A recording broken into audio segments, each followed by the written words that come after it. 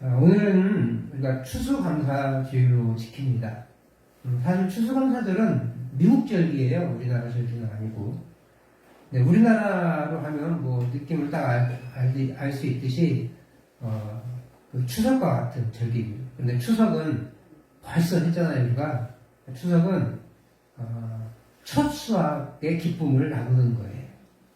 그리고 뭐 신라 시대의 전통을 이어받는 건데 그 갑에 그러니까 옷감을 짜서 이렇게 그 내기를 하는 거예요. 그래서 이제 내기를 이긴 사람들에게 진 사람들이 대접하는, 그러면서 이제 축제를 누리는 그런 것을 이제 추수와 연관시켜 우리가 추석을 지킵니다. 그래서 사실은 추석은 조선시대나 이럴 때까지는 아주 큰 절기는 아니었고, 민족의 가장 큰 절기는 설날이었잖아요. 근데 추석은 이제 현대에 와서 좀 이렇게 부각된 면이 있습니다. 상공화국 시절에 조금 부각시킨 면이 있어요. 어쨌든 그래도 그 추석은 우리에게 이 풍성함의 의미를 더해주는 것 같습니다. 그래서 추석은 첫 수확의 시기를 감사하고 축하하는 시기라면, 이 추수감사절은 추수가 다 끝나고 드리는 감사의 절기다라고 보시면 될 것 같습니다. 이 추수의 계절이 되면 우리는 풍성함의 극치를 누립니다. 저희 집도 이제 뭐 제가 직접 기른 것도 있긴 하지만 감이며 밤이며 각종 과일이 차고 넘쳐 배가 부르도록 과일을 먹습니다. 쌀과 반찬도 넘쳐납니다. 가을의 풍성함을 우리가 누리는 거죠. 미국에서 그러면 추수감사절이 왜 좋은 절기로 지켜지느냐, 아시는 분들은 아시겠지만 영국에서 신앙생활 하다가 박해가 너무 심하니까 신대륙이 발견됐는데 그쪽으로 가보자 라고 해서 신앙을 지키기에 사람들이 미국 대륙으로 갔고, 또 하필 도착한 게 겨울이었어요. 겨울 시작 직전에 가을, 늦가을이었는데 혹독한 겨울을 지내고, 그리고 그 다음에 파종을 해가지고 가을에 첫 수확을 했잖아요. 그 첫 수확이 너무 감사한 거예요. 사실 100여 명 넘게 갔는데 다 그 절반 이상이 죽고 많이 살지 못 삽니다. 그런데도 그렇게 하나님이 지켜주셔서, 그리고 그때는 인디언들하고 잘 지냈던 것 같아요.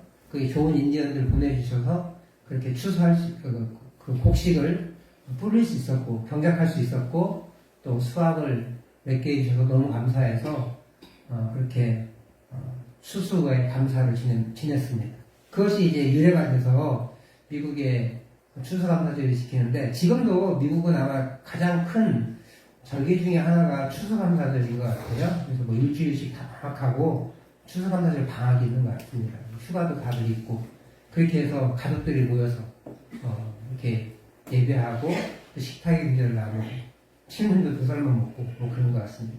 성탄절이나 부활절보다 이 사람들은 추수감사절을 훨씬 더 크게 지키는 것 같습니다. 근데 뭐 이렇게 얘기할 수 있겠죠. 아니 뭐 미국의 절기를 왜 우리가 지키냐. 굳이 추석도 있는데. 그래서 날짜가 꼭 중요한 건 아니지만 이 한 해에 그 지켜주시는 은혜를, 베풀어 주시는 은혜를 감사해서 한 주는 이렇게 감사절로 지키면 좋겠다라는 전통을 계속해서 유지해 나갑니다. 우리 같은 농촌이야 추수감사절이 당연하죠. 이맘때가, 그죠? 서울 같은 경우는 농사를 안 짓잖아요. 그래서 그분들은 이제 한 10월쯤에, 가을쯤에 추석 어간에 이렇게 드리는 교회도 많이 있습니다, 지금. 어쨌든, 추수감사절이라는 명칭을 바꾸지는 않지만, 감사의 절기를 1년에 2번 갖자라는 의미로 7월에는 맥주감사주의를 지키고, 또 이 가을에는 추수감사주의를 우리가 지킵니다. 그리고 그 풍성함을 같이 나누고자 오늘 우리가 사랑하는 사람들을 초대해서 함께 예배드리고, 그 풍성함이 또 어떤 의미가 있는지, 이렇게 눈에 보이는 풍성함 말고 또 어떤 풍성함이 있는지에 대한 시간들을 좀 살펴보고자 합니다. 우리 하나님께서 우리를 예배의 풍성함을 초대하셨는데요. 어떤 사람은 그 풍성함을 누리기도 하고, 어떤 사람은 누리지 못하는 경우도 있습니다. 이런 예를 들면 좀 걱정도 되고 무섭기도 할 수 있을 텐데 그 삶의 현장에서 내가 어떤 행동을 취해야 하는지 그래서 삶을 계속해서 누려나갈 수 있고 누려나가지 못하는 그런 예가 있어서 함께 예를 한번 같이 나누고자 합니다. 어머니와 아들과 딸이 이 거세게 일렁이는 물결에 휩싸여서 큰 나무 꼭대기에 나무에 매달려 있었습니다. 아마도 이제 물이 막 불어났던 것 같아요. 그러다 보니까 어떻게 이제 나무에 걸렸든지 아니면 나무에 이제 어떻게 이렇게 올라가서 있었던 거예요. 근데 구조대원들이 이제 투입이 됩니다. 그래서 그분들을 발견한 거예요. 한 일가족이 엄마랑 아들이랑 딸이 나무에 매달려 있는 것을 보고 일가족들이 구조대원들이 갔습니다. 구조대원들이 가가지고 이제 그 아들에게 먼저 뛰어내리라고 합니다. 아들이 탁 뛰어내리니까 보트 위에 딱 잘 떨어졌어요. 두 번째 이제 딸에게 뛰어내리라고 합니다.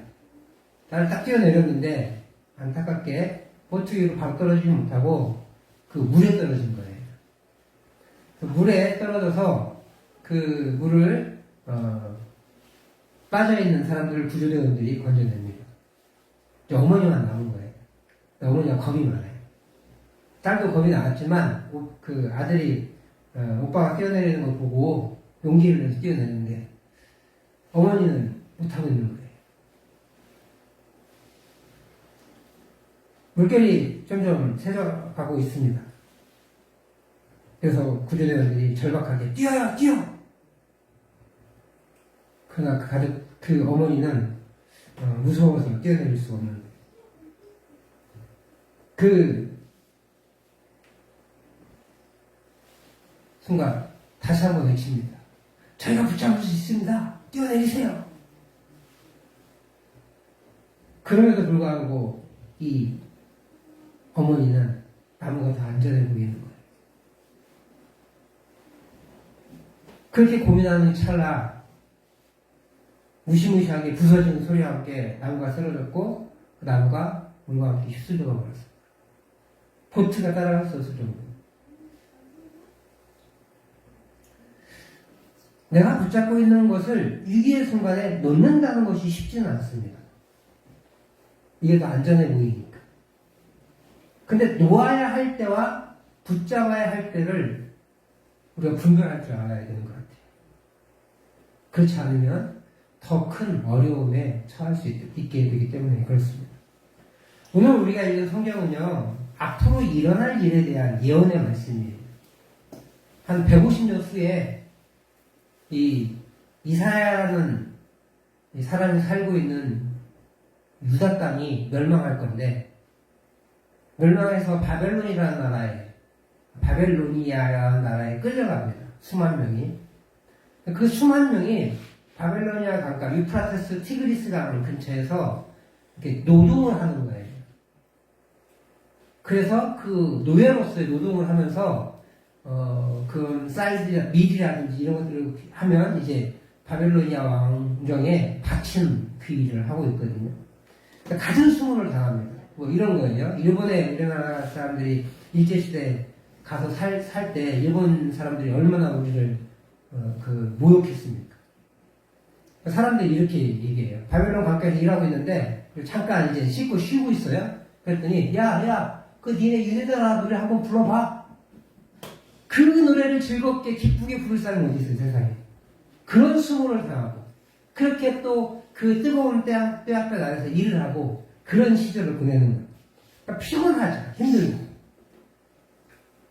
그런 시대를 살 거라는 거예요.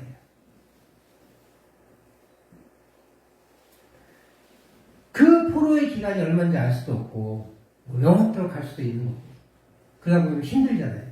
물론 에레미야라는 선지자를 통해서 70년 동안 일 거다 이렇게 멸망 직전에 알려지긴 하지만 이때는 전혀 모르는 상황입니다. 그 사람들이 이 포로의 기간들이 길어지자 절망에 빠지고 이 절망에 빠진 백성들을 향해서 150년 선지자인 이사야가 미리 예언의 말씀을 선언하는 장면이 오늘 본문이에요. 하나님은 절망에 빠진 백성을 향해 선언합니다. 너희 목마른 자들아 물러나오라. 그 이스라엘 사람들이 지금은 멸망하지 않았으니까 잘 모르지만 멸망해서 바벨론으로 끌려가가지고 이 밭에서 일을 해요. 근데 이제 조금만 옆으로 나가면 그 큰 강이 있어요. 지금도 잘 알고 있는 유프라테스랑 티그리스 강이라는 강이 두 강이 있는데 그 강에 물이 항상 흐릅니다. 그러니까 그 상황을 아는 거죠. 그래서 그 강가로 나와라. 그러면 쉴 수 있다.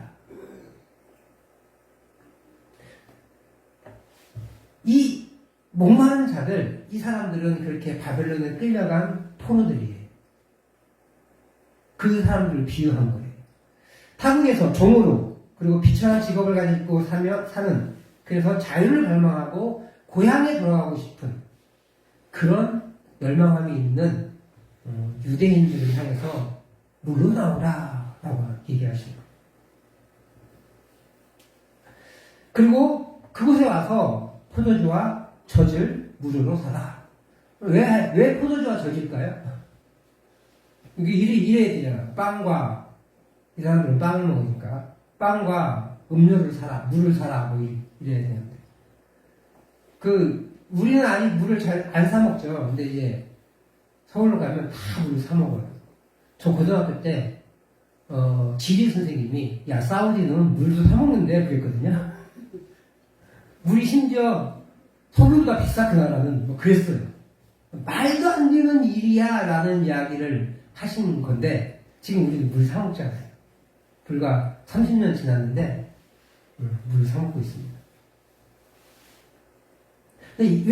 근데 이 지금 포도주라는 말은 사실은, 물을 사라는 뜻이에요. 이스라엘은 물이 좋지 않은 나라이고, 또 그 동네는, 그 지역은 포도가 유명한 동네입니다. 그래서 지중해 쪽에, 이탈리아나 그쪽에, 그리스나 이쪽에 포도, 올리브가 유명하잖아요. 포도주랑.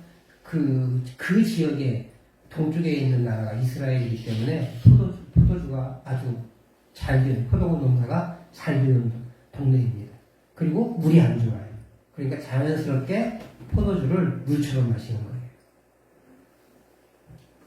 그러니까 음료를 사라는 거예요, 음료. 우리가 저기서 파는 음료수 말고 생수를 사라, 이런 뜻입니다. 젖을 사라는 건 또 뭐예요? 왜 젖일까 또? 이스라엘 사람들은 목축하는 사람들이거든요. 유다 사람들은 목축하는 사람들이라 고기를 잘 먹지는 않습니다. 그리고 빵도 부식으로 먹습니다. 그러니까 빵만 먹으면 우리처럼 밥이 주식이고 고기가 반찬이잖아요. 우리나라는. 이스라엘 사람들은 고기가 주식이 될 수 없어요. 목축을 하긴 하지만 거의 먹지 않습니다. 왜냐하면 이렇게 우리가 양을 칠 때 100마리, 1000마리 그렇게 키우는 게 아니라 대부분의 사람들은 한 마리, 두 마리 우리가 집에 소 키우듯이 이렇게 잘 안 잡아 먹잖아요. 그죠? 못 잡아 먹든 손은 못 잡아 먹기도 하지만 안 잡아 먹잖아요. 그것으로 나오는 부산물을 먹으려고 하는 거지 염소라든지 이런 것들을 잡아먹기 위해서 기르지도 않잖아요. 근데 이제 수명이 다할 때는 잡아먹기도 하는데 대부분은 가족처럼 한 마리, 두 마리씩 키웁니다. 우리가 염소 키우듯 개 키우듯 이렇게. 그리고 이 사람들은 우리는 염소나 이런 걸 밖에서 재우잖아요. 근데 이 사람들은 집 안에서 재워요. 반려염소로 키우는 건 아닌데 밖에다 놔두면 이리가 잡아먹히기 때문에 집 안에 키우는 거예요. 우리처럼 이렇게 신발 벗고 들어가는 데가 아니에요. 움막이니까, 천막이니까 그 천막에 한쪽에 이렇게 짚을 깔아주고 자기 하는 겁니다. 그런 식으로 가족처럼 이렇게 키워요. 그러니까 고기를 주로 먹지 않고요. 빵과 젖을, 우유를 주로 먹습니다. 그러니까 음식을 하라는 거예요, 음식을. 근데 물로 나오라고 하는, 왜 물로 나오라고 할까? 이 물로 나와서 그 생명의 풍성함을 누리라는 거예요. 물 없이 살 수가 없으니까. 하나님의 말씀을 상징합니다. 하나님의 말씀 쪽으로 나와라. 내 말에 귀를 기울여라. 라는 의미입니다. 그들은 포로 생활을 하고 있고, 그 포로 생활을 하고 있는 사람들은 고향으로 돌아가고 싶은 열망함이 있습니다. 그 고향으로 돌아갈 수 있는 유일한 방법이 전쟁이 아니고 물로 나오는 것, 즉 하나님의 말씀에 순종하는 것이 라는 거예요. 하나님의 말씀에 순종하면 지금의 고난은 자연스럽게 해결된다라는 그런 의미입니다. 이 말은 다시 말하면 하나님의 말씀을 따르면 고향에 돌아가는 구원 사건이 일어날 수 있다라는 거예요. 그래서 2절은 그들이 잘못하고 있는 건 책망이에요. 이 백성들은 이 문제를 해결하려고 합니다. 고향으로 가고 싶은 거예요. 그래서 열심히 종교 생활을 하는데 어떤 종교를 믿느냐? 바벨론이 믿는 신들을 섬기는 거예요. 이런 생각을 하고 있어요. 고대의 전쟁은 신들의 전쟁이라고 합니다. 그래서 신이 대신 싸워주는 거예요. 그래서 신이 더 센, 더 강한 신을 믿는 나라가 이긴다고 믿어요. 이스라엘하고 바벨론하고 전쟁했는데 누가 이겼어요? 바벨론이라는 나라가 이겼잖아요. 바벨론이라는 나라가 이기니까 바벨론이 믿는 신이 더 센 신인가 보다 라고 하면서 그들이 섬기는 신들을 섬기는 거예요. 그것을 하나님께서 막습니다. 그 사람들은 자신들이 왜 전쟁에 패했는지를 체크하고 있는 거예요. 우리가 믿는 하나님보다 바벨론이 믿는 신이 더 센 신이니까, 강한 신이니까 그에게 잘 보여야 되겠구나, 그를 섬겨야 되겠구나 하는 거예요. 그런데 하나님이 능력이 없어서가 아니라 그들이 불순종하니까 징계하기 위해서, 책망하기 위해서, 그래서 잘못하고 있는 것을 깨닫게 하기 위해서 그 전쟁에서 지게 하시는 거거든요. 그걸 아직도 깨닫지 못하고 있는 거예요.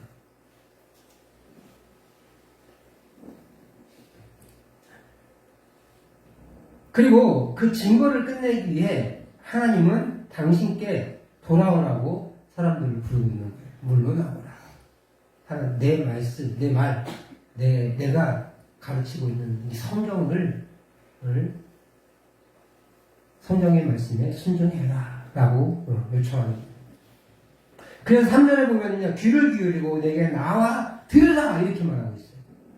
절망에 빠져 헤매고 있는 이 이스라엘, 유다의 백성들을 향해서 하나님의 부르심에 올바르게 응답하라고 요청하고 있는 거예요.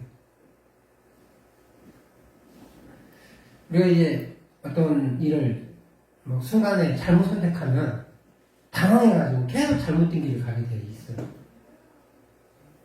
한번 당황하면, 사람이 당황하면 이성이 마비가 되잖아요. 그래서 계속 이성이 마비가 되면 어떻게 할 줄 몰라서 또 실책하고 또 실수하고 또 실수하게 되는 거예요. 한 번 실책을 한 사람, 한 번 실수한 사람들은 계속 연속적으로 실수할 확률이 높습니다. 왜냐하면 이 벌어진 일이 좀 커졌거든요. 내 실수로 또 다른 일이 생겨났잖아요. 그러니까 어떻게 해야 될지 모르는 거예요. 그때 정신을 바짝 차리지 않으면 더 큰 실수를 하게 돼요. 제가 오늘 일주일 전에 손가락을 다쳤는데 별거 이렇게 아니라고 생각이 됐어요. 그래서 손가락을 붙잡고 이게 이제 운전해서 병원에 가야겠다 이런 생각을 했어요. 근데 다시 쳐다보니까 생각보다 깊은 거예요. 만약에 제가 그냥 운전해서 이 동네 병원 갔으면, 혹은 이 구미보건소 갔으면, 물론 그분이 큰 병원 가십시오라고 했겠지만 일이 굉장히 복잡해졌을 것 같아요. 다행히 그때 내가 정신을 차리고, 창피하긴 한데 구급차를 부르자. 이런 거 구급차를 부르나 이런 생각이 들었거든 처음에. 근데 그 생각으로 그냥 운전해서 가거나 그랬으면 많은 불편한 어려움이 더 있었을 것 같아요. 다행히 정신을 차려가지고, 조금 창피하긴 한데 이런 거 갖고 부르긴 좀 그렇긴 한데 구급차를 불렀고, 구급차가 순창에서 가면 될 줄 알았는데 순창에서는 이거 못해요 그런 거예요. 광주가 전주로 가자고. 광주는 거리는 좀 가까운데 마음이 멀잖아요. 광주는. 그래서 전주로 가시죠라고 해서 입원한 병원 제가 박종훈 수장님께 가본 적도 있고 그래가지고 그래서 그 수병원으로 가서 진료를 받고 왔어요.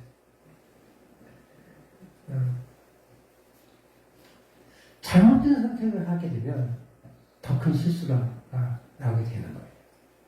지금 이 유다 사람들이 앞으로 어떻게 될 거라는 걸 미리 예측하시면서 알려주시는 거예요. 앞으로 어쩔 수 없어. 멸망하는 것까지는 어쩔 수 없는데 멸망한 이후에 회복이 돼야 되는데 그 회복의 시점에서도 제대로 회복하지 못하고 여전히 우상을 숭배하면서 바벨론의 신들을 섬기는 그 모습을 예측하시고 내게로 와라. 마치 현재 그걸 보고 있는 것처럼 내게로 와라. 어찌하여 양식 아닌 것을 위해서 그렇게 계속 하고 있느냐? 그것은 너희들을 구원할 수 있는 게 아니다. 라고 이제 비유적으로 표현하고 있는 거죠.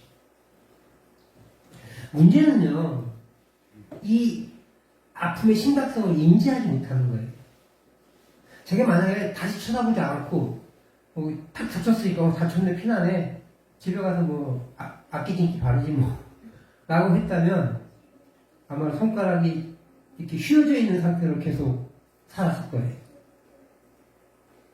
염증이 생기고, 그리고 도저히 참을 수 없는 통증이 느꼈을 때야, 그때야 이제 병원을 갔겠죠. 그나마 중요한 대안인 건 손가락 골절은 아파서 결국은 병원에 갈 거라는 거예요.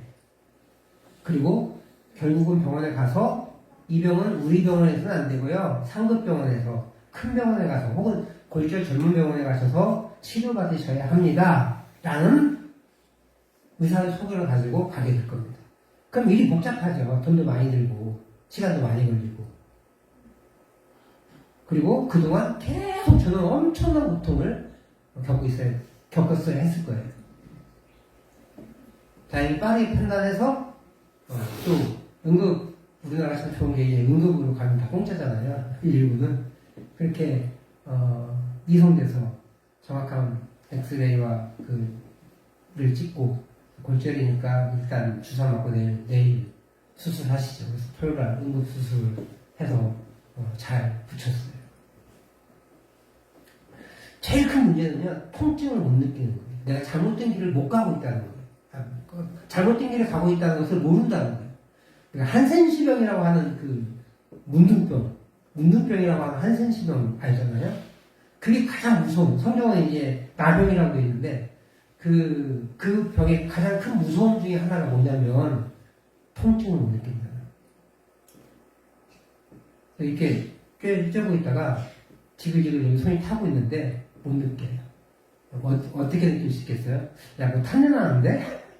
야, 머리카락 타는 냄새나? 이렇게 할 때, 내 손 탔네? 이렇게. 누워서 욕창이 걸렸는데, 그 살이 썩어 들어가고 있는데, 못 느껴요. 그래서 더 큰 병에 가서 돌아가시는 경우가 생깁니다. 제가 이제 부상 중에 있잖아요, 아직도. 지금은 이제 알약으로 진통제 같은 것들을 먹고 있긴 한데, 제가 이 진통제를 어제 저희 밖에 현수막을 달다가, 이 스테이플러로 저희 현수막을 고정해야 할 일이 있어요, 아무 생각 없이 그걸 툭 치는. 엄청 아프더라고요. 만약에 그 통증을 못 느끼면 제가 어떻게 하겠어요? 막 치겠죠, 막. 그럼 지금도 좀 통증이 오거든요? 그러니까 이게 세게 오지. 이건 이렇게 하는데 이거는 못하는 거예요. 이유가 뭐예요? 통증을 아니까. 얼마큼이면 통증을 날 아니까 조심하는 거예요. 통증을 못 느끼면 이 손, 다치지 않은 손과 똑같이 움직일 거라는 거예요. 그럼 어떻게 돼요?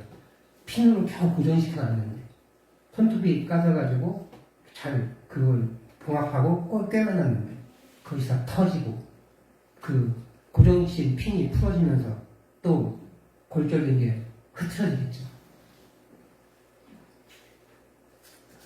우리가, 우리의 영혼이 고통 고통받고 있고 우리의 영혼이 잘못된 길로 가고 있다는 것을 모르는 게 문제예요. 근데 눈에 보이는 게 아니기 때문에, 그리고 통증이 느껴지지 않기 때문에, 내 육체의 통증이 느껴지지 않기 때문에 잘 모르는 경우가 있어요. 그리고 그것을 내 고민과 어떤 영적인, 정신적인 고통을 영적인 것과 연결시키지 못하는 거예요. 왜냐하면 죄가 깊어지면 하나님의 음성을 듣지 못하기 때문에. 그래서 더 깊은 죄에 허덕이게 되게 됩니다. 더 깊은 죄에 허덕이는 사람은 그것이 죄의 자리인지 모르고 살아가는 거예요.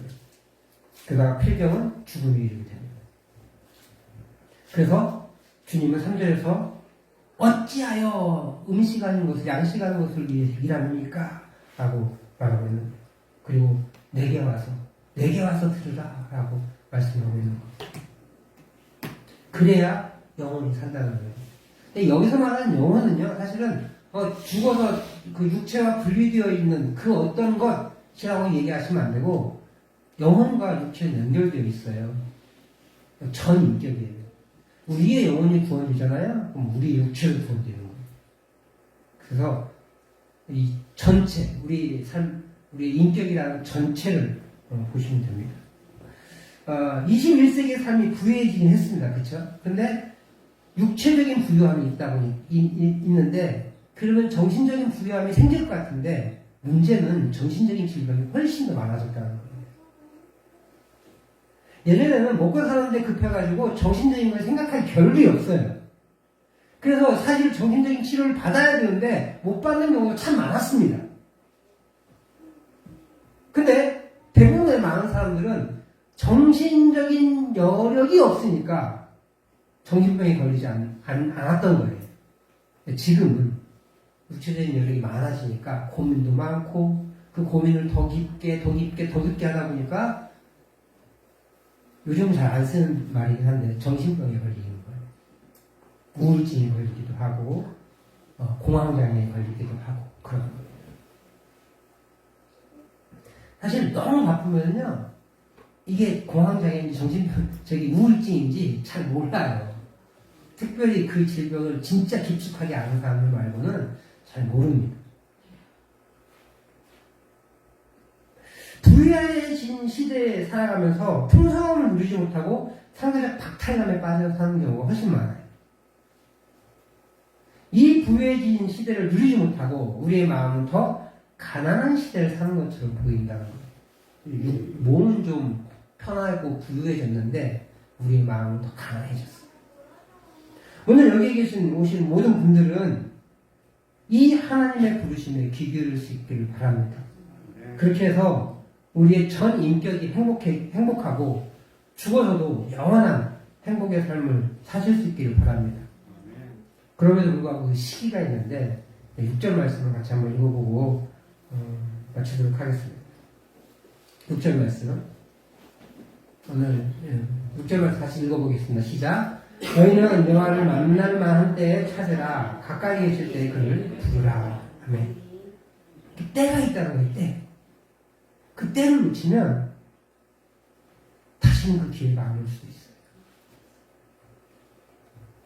얼마 전에 저희 누나가 하늘나라 갔는데 좋은 대학 나왔고 또 인기도 많아서 그 대학에서 그때는 콧대가 높았나 봐요. 남자들이 구애를 하고 데이트를 신청해도 안 받아주는 거예요. 결국은 결혼을 못했어요. 그 이후에 누나의 삶에 계속해서 어려움들이 계속 닥쳐와서 결혼을 생각할 여력이 안 생겼어요. 그 이후에. 좀 일비긴 했지만 24살에 처음에 데이트를 신청하면 24살에 결혼한 법은 없잖아요. 근데 그때 너무 빨라서 그러는지 그때 딱 거절을 하더니 그 이후에는 그런 기회를 못 만드는 거예요. 결국은 결혼을 못하고 하나님의 부르심을 받고 갔어요. 너무 아쉽고 안타깝고 속상하고 그렇습니다. 어머니는 어때요? 아까 그 예화에서 어머니는 뛰어내릴 타이밍이 있었잖아요. 그 뛰어낼 타이밍을 놓쳐버리니까 어때요? 나무가 부러지고 급류에 휩싸여가지고 떠나려고 버렸어요. 어디서 딴 데서 구조를 받았을지는 모르겠지만 구조를 못 받은 확률이 훨씬 더 높지 않았겠습니까? 우리 주님도 만날 만한 때가 있어요. 나에게 역경이 오고 어려움들이 오고 고민이 오고 이럴 때가 사실 하나님께서 생각하게 하고 고민하게 하는 그런 기회인 것 같아요. 그런 고만과 고통과 고민이 없으면 예수 믿기 참 힘들어요. 그래서 불우한 시대에 기독교 인구율이 감소합니다. 우리에게 복음을 전해준 영국, 캐나다, 미국 점점 기독교 인구가 감소하고 있어요. 사실 우리나라도 이미 감소하고 있어요. 어떻게 되니까요? 먹고 살만해지니까. 가난한 나라들이 기독교가 많이 성장합니다. 지금 중국이 아마 전 세계에서 가장 큰 기독교 국가입니다. 기독교 인구가 많은 국가일 겁니다. 북한도 알지 못하지만 기독교 인구가 굉장히 많습니다. 눈에 보이지 않아서 그렇지. 통계에 잡히지 않아서 그렇지. 가난한 나라일수록 어려움을 처한 나라일수록 하나님을 붙잡는 기회가 많다는 거예요. 마찬가지로 우리에게 삶의 고난을 주고 억경을 줄 때 우리가 찾는 건 뭐예요? 술, 친구, 쾌락 이런 것들을 찾죠. 근데 그것은 내가 지금 양식 아닌 것을 위해서 계속해서 그걸 찾고 있는 거예요. 똑같은 거예요. 그것이 해결해 주면 좋은데 그것으로 해결이 안 되는 거예요. 어떤 사람은 또 일로 찾아요. 근데 일할 때는 그 문제를 잊을 수 있으니까. 술을 마실 때는 그 순간만큼은 그것을 잊을 수 있으니까. 그것이 잊어진 그 순간만큼은 문제가 해결된 것 같이만 느껴지니까.